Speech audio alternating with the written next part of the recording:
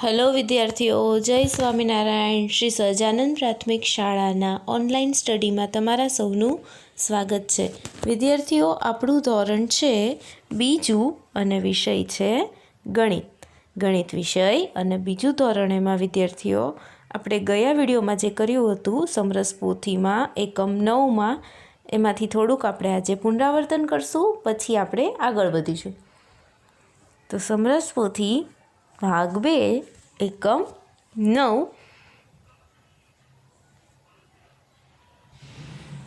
एमां गया विडियो में आपणे आजे कोठो हतो ए कर्यो हतो, जेनुं हूँ तमने पुनरावर्तन करावा जई रही छूं। तो कोठा मुजब सौथी पहला सूचना वांची आपणे 5 तहेवारोना नाम अने ते क्या महीनामां आवे छे ते लखो। एमां तहेवारोना नाममां आपणे लख्युं हतुं उत्तरायण। सौथी पहला उत्तरायण एटले के खीयर कया महीना में आवे तो के जान्युआरी महीना में। एनी पछी लख्युं हतुं होळी धूळेटी, ए कया महीना में आवे तो के मार्च महीना में। एनी पछी हतुं रक्षाबंधन, तो ए कया महीना में आवे तो के ऑगस्ट महीना में। एनी पछी हतुं दिवाळी, तो दिवाळी कया महीना में आवे तो के ऑक्टोबर नवेम्बर महीना में आवे, का तो ऑक्टोबर महीना में होय का तो नवेम्बर महीना में होय। एनी पछी नाताल, नाताल कया महीना में आवे क्रिसमस। नाताल एटले क्रिसमस, क्रिसमस कया महीना में आवे तो के डिसेम्बर। एनी पछी छे एनी पछीनो प्रश्न, नीचे आपेल यादी में खूटता महीनाना नाम लखो। तो एमां जान्युआरी, एनी पछी फेब्रुआरी,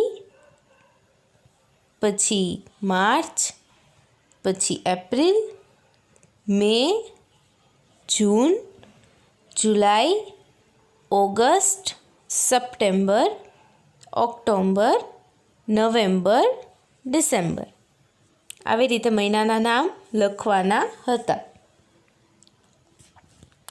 એની પછીનો પ્રશ્ન હતો કોઈ પણ એક તહેવારનું દ્રશ્ય અહીં દોરો, તો એ મેં તમને હોમવર્કમાં આપ્યો હતો। એની પછીનો પેજ જોઈએ આપણે।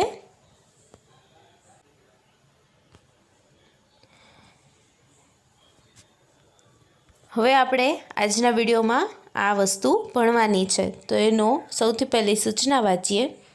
चालू वर्षना केलेंडरनी मददथी जवाब लखो। चालू वर्षना केलेंडरनी मददथी जवाब लखवाना छे। एमां सौथी पहलो सवाल, हवे विद्यार्थीओ सौथी पहला चालू वर्ष एटले के अत्यारे कयुं वर्ष चाले छे तो के 2020।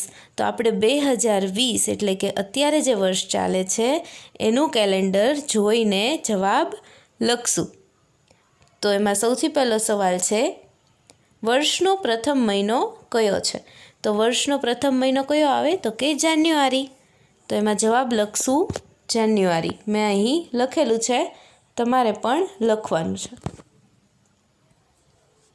जवाबमां शुं आवशे तो के जान्युआरी।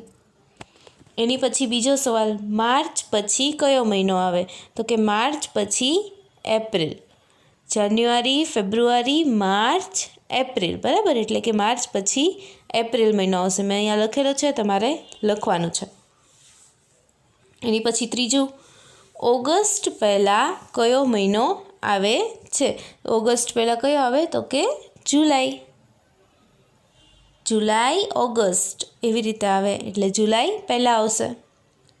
एनी पछी छे चौथो प्रश्न, वर्षनो छेल्लो महीनो कयो छे तो के डिसेम्बर। सौथी छेल्लो महीनो कयो होय, 12मो महीनो कोने कहीए आपणे तो के डिसेम्बर। वर्षनो छेल्लो महीनो डिसेम्बर। एनी पछी पांचमું, કેટલા મહિનાઓને 31 દિવસ હોય છે। જો વિદ્યાર્થીઓ મહિનાઓ એટલે કે આપણે કેલેન્ડર જોશું તો એમાં અમુક મહિનામાં 30 દિવસ હશે અને અમુકમાં 31 હશે। તો એમાંથી કેટલા મહિનાને 31 દિવસ હોય છે તો કે 7 મહિનાને 31 દિવસ હોય છે।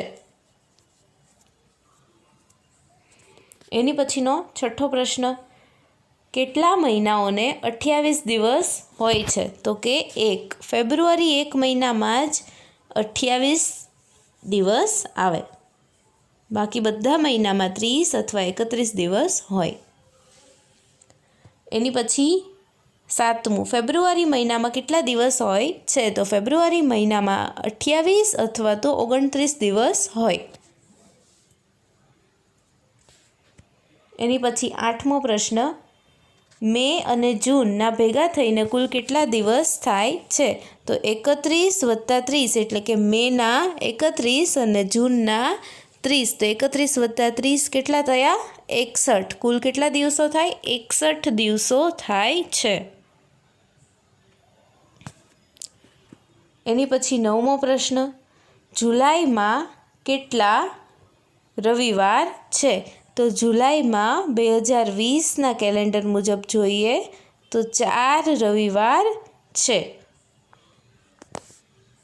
4 રવિવાર આવે છે.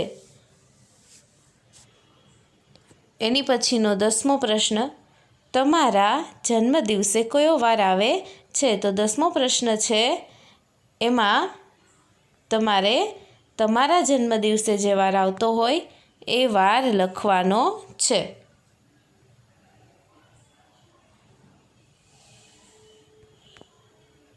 પછી 11મો પ્રશ્ન, તમારું ઉનાળુ વેકેશનમાં તમને કેટલા દિવસ મળે છે?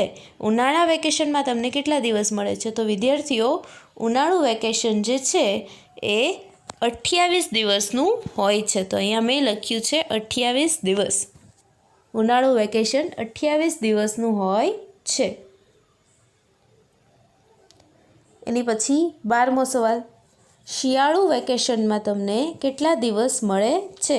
શિયાળુ વેકેશન એટલે વિદ્યાર્થીઓ દિવાળીનું જે વેકેશન હોય એ. તો દિવાળીનું વેકેશન એમાં તમને 21 દિવસની રજા મળે છે. તો દિવાળી વેકેશન એટલે કે શિયાળુ વેકેશન તમને કેટલા દિવસ મળે? તો કે 21 દિવસ. તો એમાં તમારે લખવાનું છે 21 દિવસ. એની પછીનો પ્રશ્ન, એની સૂચના વાંચીએ.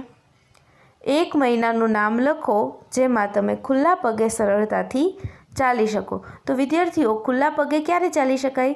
જ્યારે તડકો બહુ ન હોય અને રોડ કાદવવાળો ન હોય ત્યારે.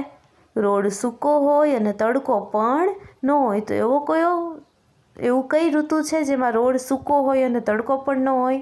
તો કે શિયાળો. બરાબર. તો શિયાળો કયા મહિનામાં આવે? તો કે ડિસેમ્બર. ડિસેમ્બર મહિનામાં શિયાળો આવે એટલે જવાબમાં આવશે ડિસેમ્બર.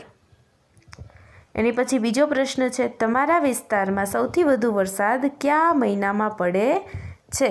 તો વરસાદ વિદ્યાર્થી ચોમાસું કયા મહિનામાં શરૂ થાય? તો કે જુલાઈ, ઓગસ્ટ. સૌથી વધુ વરસાદ ઓગસ્ટ મહિનામાં પડે. એની પછી ત્રીજો પ્રશ્ન, તમારા વિસ્તારમાં સૌથી ગરમ મહિનો કયો છે? એટલે કે ઉનાળો. સૌથી ગરમ મહિનો એટલે કે સૌથી વધારે ગરમી કયા મહિનામાં થાય? તો કે ઉનાળામાં મે મહિનામાં થાય. તો એમાં જવાબ આવશે મે. એની પછીનું, તમારા વિસ્તારમાં સૌથી ઠંડો મહિનો કયો છે? ઠંડો એટલે કે ઠંડી જેમાં વધારે લાગતી હોય એ. તો એમાં શું આવશે? તો કે ડિસેમ્બર. ડિસેમ્બર મહિનો સૌથી ઠંડો મહિનો કહેવાય એટલે કે ડિસેમ્બર.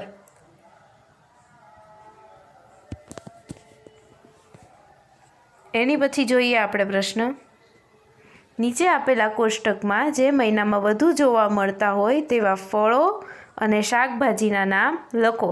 તો મે અને જૂનમાં સૌથી પહેલાં જોઈએ આપણે વધુ જોતા ફળોના નામ. એમાં કેરી, તરબૂચ અને દ્રાક્ષ. અને શાકભાજીમાં ભીંડો, ચોળી અને ગલકા. અને એવી જ રીતે ડિસેમ્બર અને જાન્યુઆરી મહિનામાં ફળોના નામ સીતાફળ, જમરૂખ અને દાડમ. અને શાકભાજીના નામ વાલોળ, તૂર અને કારેલા.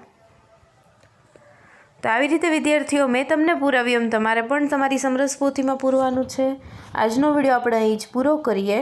હોમવર્કમાં તમારે મેં જે કરાવ્યું એ તમારી સમરસ પોથીમાં પૂરવાનું છે.